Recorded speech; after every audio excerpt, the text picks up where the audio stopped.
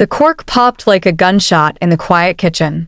I stepped barefoot across the tiled floor, the scent of garlic and rosemary still lingering from dinner. Mark, our private chef, glanced up at me.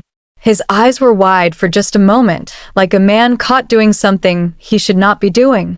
"It is just another bottle of the Cabernet," he said, offering a tense smile. I laughed softly, wrapping my robe tighter. Robert went to bed. I could use another glass. He poured without a word, but his hands trembled. And then, like the wine made him brave, he looked at me and said, "Funny thing, your husband hired me 2 months ago. Same menu, same music, same wine. But that time, it was for another woman." I blinked. "What?" He swallowed, eyes darting toward the hallway. "I thought you knew. I am sorry. I should not have said anything." The glass slipped from my hand. It did not shatter, but the wine bled across the counter like truth spilling into every crack of my life. Something in me went still. And just like that, my anniversary dinner turned into a funeral for my trust.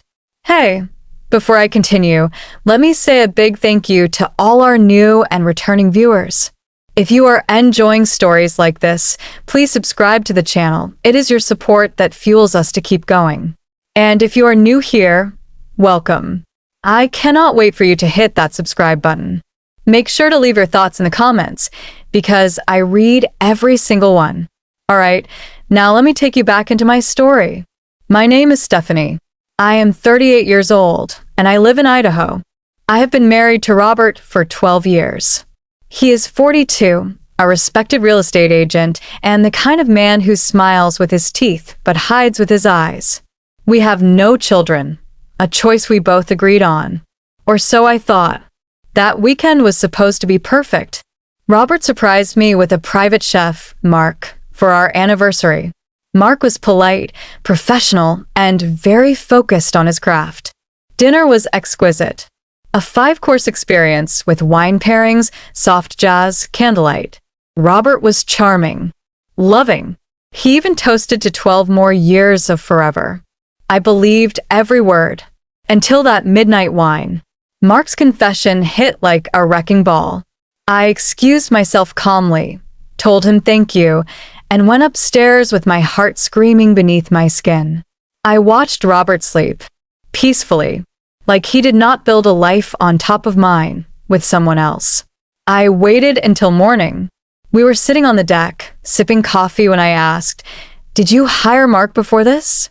He looked puzzled, then shrugged. "Maybe for a client event." "No. I mean, for another woman." The color drained from his face. He looked out across the trees and said, "I was going to tell you. That was it. No begging. No tears. Just a quiet sentence that felt like he handed me a knife and asked me to hold it." He confessed it all. The other woman's name was Monica. She lived in Twin Falls. They had been together for nearly 3 years. And yes, they had a daughter. I felt my lungs collapse. My fingers went cold, but I smiled. I told him I forgave him, that we could work through it, that I just needed time. And I watched the relief flood his face like a fool being pulled back from the edge. But what he did not know was that my forgiveness was a mask. And behind it, I was planning a dinner of my own. I watched him stir his coffee that next morning like nothing had happened. Like he had not just told me that he had another life, another woman, and a child I never knew existed. His spoon tapped gently against the rim of the mug. I memorized the sound, because someday soon, that sound would haunt him. I did not cry. I did not yell. I just smiled. The same way I had smiled at our wedding, when I still believed love and loyalty were the same thing. Over the next few days, I played the part. I let him kiss my cheek. I responded to his text messages. I acted like the same devoted wife he had betrayed.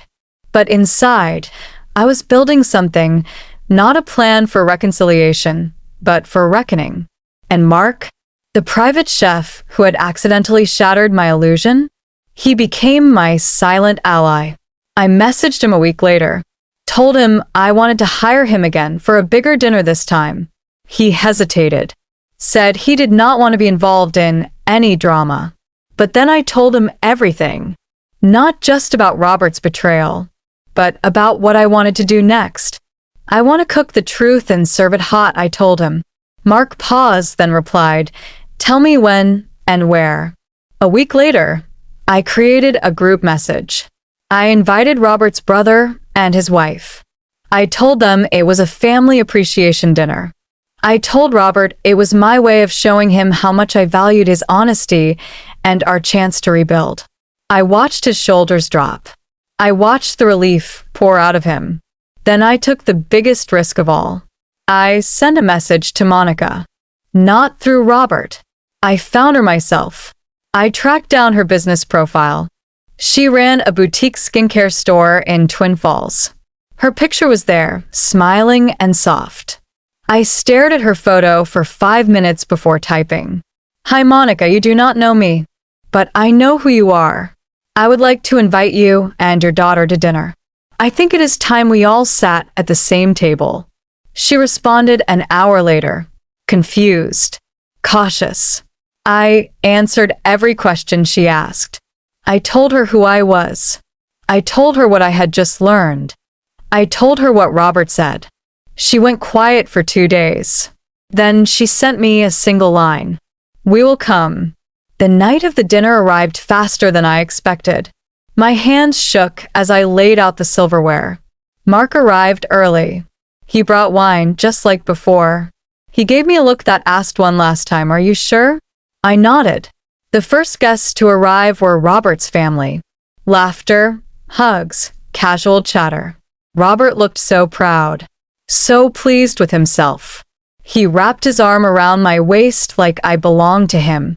Then the doorbell rang again. When I opened it, Monica stood there in a pale blue dress, holding a little girl's hand. Robert's jaw dropped. His hand slipped off my waist like it had touched fire. Stephanie, what is this? He whispered, his voice low and urgent. I leaned in close, smiling for the guests still mingling in the dining room. This, Robert, is the truth. You are finally going to eat what you have been serving. The sound of forks scraping porcelain was the only thing holding the silence together. Monica sat directly across from me. Her daughter, a quiet little girl with Robert's exact eyes, clung to her side. My husband, no, the man I married, sat at the head of the table, sweat lining his temples. He had not touched his food. Mark served the roasted duck like a soldier following orders. Every move was practiced, controlled. There was nothing extravagant about the meal this time. No amuse-bouche, no delicate sauces. Just heavy truth, hidden in every bite. Stephanie, Robert finally spoke, voice strained. Can we talk in private? No, I said calmly. We are a family tonight, remember? His brother and sister-in-law exchanged nervous glances. Monica stared at Robert like she had never really seen him until now. Her daughter poked at her peas, oblivious to the storm curling around her. I stood and raised my glass. I want to make a toast, I began, and everyone quieted. To honesty, to the kind that stings but also sets you free. Robert cleared his throat. Steph, please do not do this. I cut him off. I want to thank everyone for being here, especially Monica and her daughter. I think it is beautiful that we can finally all sit at the same table. Since we have been sharing the same man for years, it only feels right. Gasps. The kind that suck the air out of a room. The kind that change everything. His sister-in-law dropped her fork. Mark froze mid-step. Monica's face drained of color. Robert's hands clenched into fists. Stephanie, what are you trying to prove? I turned to him slowly. I am proving that you do not get to split your life into parts and expect us to keep living in your lies. I invited Monica because she deserves to know.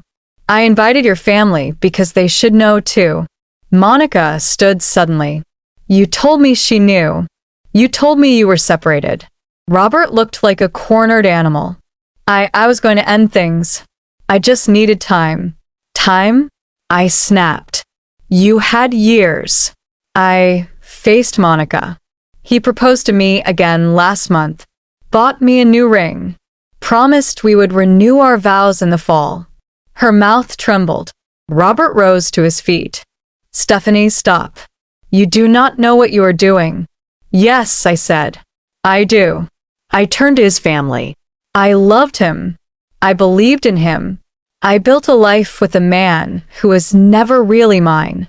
But tonight is not about revenge. It is about truth, about taking my power back. And then I walked out of the dining room and out of the life I thought was mine.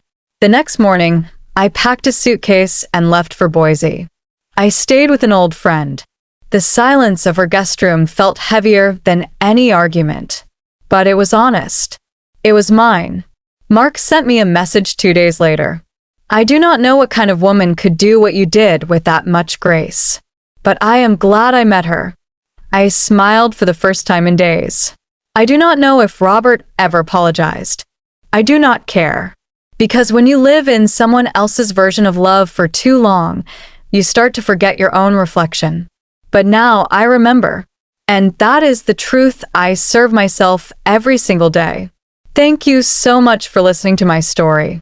If you have ever faced betrayal, if you have ever survived a toxic love, I want to hear from you. Drop your thoughts in the comments, like this video if it hit home, and do not forget to subscribe to the channel.